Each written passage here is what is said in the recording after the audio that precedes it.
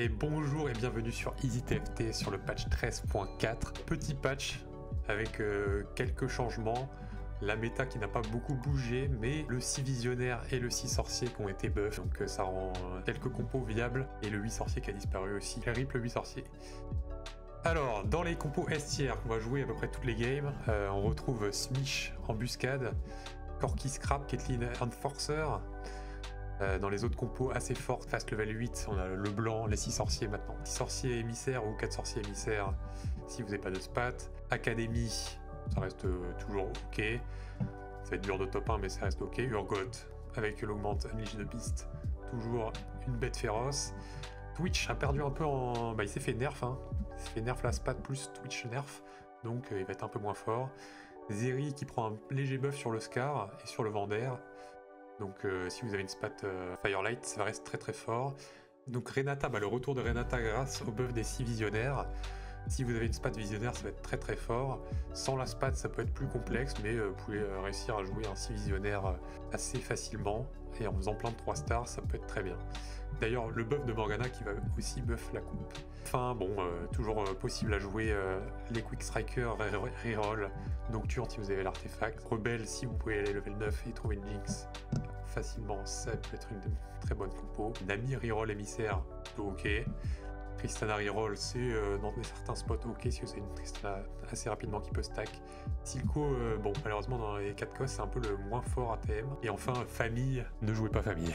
Voilà. En tout cas, merci, vous êtes nombreux à regarder EasyTFT. N'oubliez pas de vous abonner à la chaîne, car ça permettra plus facilement de produire ce EasyTFT toutes les semaines. Hein. Première compo sur laquelle on va discuter, Enforcer. Enforcer est vraiment une compo S tier, je pense, si vous avez une spat. Comment on joue Enforcer? Il faut avoir un bon start Enforcer avec Step 2 Mani 2 ou Trundle 2 Mani 2. Voilà, vous avez une bonne front lane. En early, soit on va mettre 4 Enforcer avec une spat Enforcer, soit vous allez jouer 4 scraps, soit vous allez jouer plein d'emboucheurs. Vous pouvez flex un peu. En général, c'est bien d'avoir la front Wizard T2, Mani 2. Ensuite, au level 8, on va chercher les 8 Enforcer. Donc on va essayer de trouver soit en stab en trouvant Caitlyn et vous avez un 8 Enforcer, là c'est bon, vous êtes stab.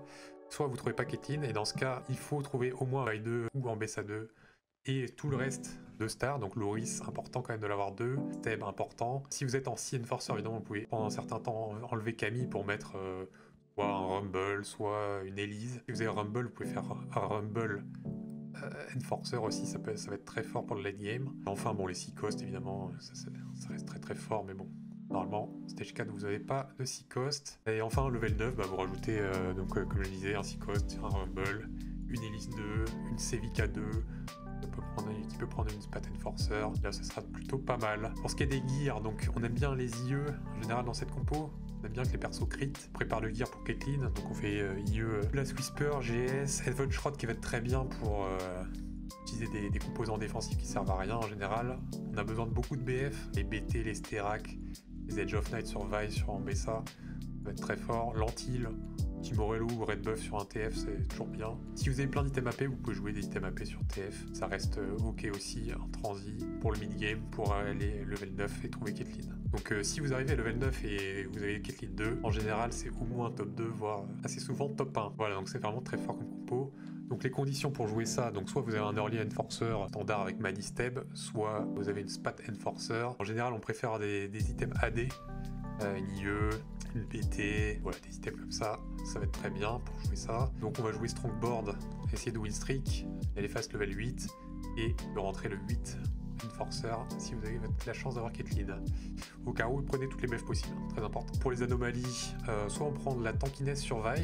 Vi, elle aime bien les anomalies tankiness qui vont lui donner des résistances par exemple, ou le revive, ou des trucs comme ça. Soit vous avez trouvé Caitlyn et vous pouvez mettre de l'AD dessus. Nouvelle anomalie, infection qui donne de l'AD et de l'AP à toute la team va être extrêmement forte évidemment. Une des meilleures anomalies du patch je pense. Pour ce qui est des augmentes, évidemment les Spat Enforcer vont être très très fortes. Les items, les épées, le Sword Overflow, vous allez pouvoir faire des Deathblade, des IE, des PT, des Edge of Night partout, ça va être très bien. Le Shimmer Scale Collector, Combiné avec IE, ça va être très fort. Tous les traits qui portent sur Vi et sur Caitlyn et Ambessa vont être très bien. Le Betrayal aussi, Ambessa, Maddie, ça peut être pas mal. Greater Moonlight, ça peut être très bien si vous jouez Maddie 4. Dans ce cas, vous jouez pas Steb pour être sûr que Maddie passe 4 stars. Donc vous allez lui mettre des IE, comme ça vous allez pouvoir Fast 9 dès le 4-2 grâce à Greater Moonlight. Évidemment, Lucky Glove, très bien parce que vous avez plein de persos, plein de carry à stuff. Piercing Lotus, ça va être bien si vous n'avez pas beaucoup d'IE. Tous les persos vont pouvoir crit. Tous les persos d'Enforcer font des dégâts presque. Donc les augmentes d'écho, toujours ok pour réussir à aller Fast 9 pour trouver Caitlyn, ou Fast 8 pour bien stab. Little Buddies dans la compo va être très bien. Enfin, Spear of Will c'est vraiment bien parce que ça donne de l'AD à toute la compo. Tout le monde est AD sauf TF. Une BF qui est l'item phare de la comp et 10 de mana sur tout le monde. Au final, c'est pas mal parce que votre Caitlyn va cast plus vite, ainsi que Vi et toute la team, quoi. Enfin, Note 2D, ça peut être bien aussi si vous avez un start win streak. Si vous n'avez pas la spat, à moins de hit Caitlyn, vous pouvez transi sur un scrap. Je pense que c'est aussi bien. Si vous touchez une Caitlyn, par contre, vous pouvez rester sur la comp. Et sans la spat, ça va être un peu moins fort, donc à voir si vous restez dessus. Ça se joue, hein, ça se joue largement, mais c'est un peu plus complexe. Si t'as une box TF en early, ça peut être très bien de gear TF aussi. Deuxième compo, Renata. Si vous n'avez pas de spat, vous pouvez roll au level 5, comme avant, en faisant Singe 3, Vex 3, Morgana 3, Rel 3, Renata 3 au level 5, puis level 6 pour finir les deux costs.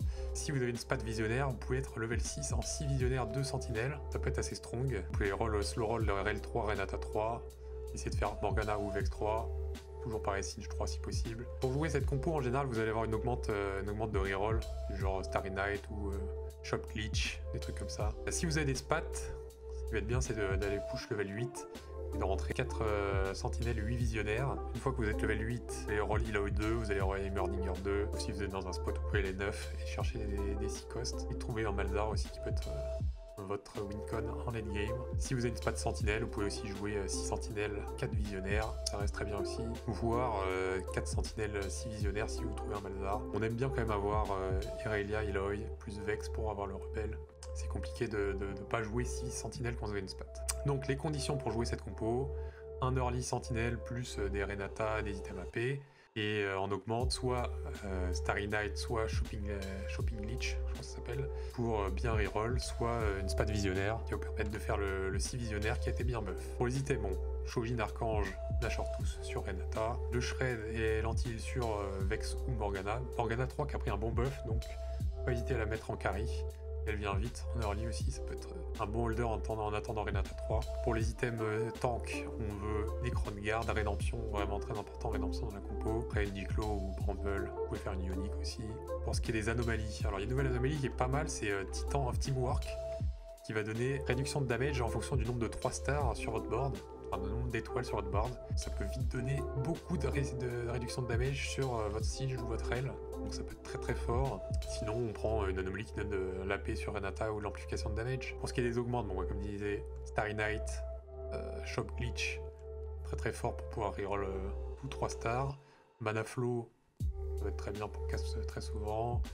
Tout ce qui est Pandora, composant de buffet pour avoir les bons items partout. Toutes les spats, sentinelles, visionnaires, ça va être plutôt pas mal. Visionnaire sur ce nouveau patch, à voir, mais ça peut être vraiment très fort. Blazing Soul, c'est une très bonne augmente. Coronation, toujours bien pour une place en plus. Les investissements en stratégie, ils vont pouvoir donner des HP max sur vos sentinelles, ça peut être très bien aussi. Sinon, d'autres augmentes qui sont notables. One for All, bon, en vrai, c'est pas si bien que ça. Si vous avez rien d'autre, si vous avez un bon start Renata quand même.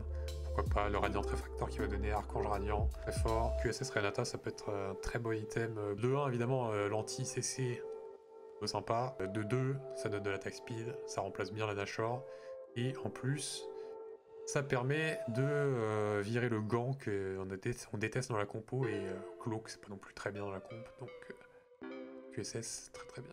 La compo Quick Striker, soit TF, soit Nocturne, compo reroll. Pensez qu'on joue cette compo, bon, en early, on essaie de jouer un bon board early game AP Sentinelle. Soit vous avez une Vex 2, soit vous avez un TF box, vous avez Akali avec 3 rebelles, des bons items AP, un Shojin, Morello, des trucs comme ça. Un archange, ça peut être bien. Donc voilà à peu près level 5, c'est plutôt sympa d'avoir ce board. Et ensuite, ce qu'on veut faire, c'est essayer de win streak. Reste level 7. Level 7, vous pouvez être level 7 en 3-5 si vous avez beaucoup de sous, sinon en 4-1. Et vous allez hard stab en touchant TF2, Loris 2, Akali 2. Le but, ça va être de faire TF3, Akali 3. Et ensuite Loris 3 s'il vient. Vous avez un peu besoin de 2 carries, donc Akali 3 est assez importante dans la compo. Pour ce qui est des items, en général, un Shojin, un item d'AP sur TF, plus soit Guardbreaker, Red Buff, Morello, des trucs comme ça. Yoni qui va être très importante dans la compo pour les dégâts de Akali et TF. Et sur Akali, Spellcrit, Hosh, Titan, BT, on va lui mettre tous les items qui restent. Plein d'items qui sont bien sur Akali. Une autre version possible,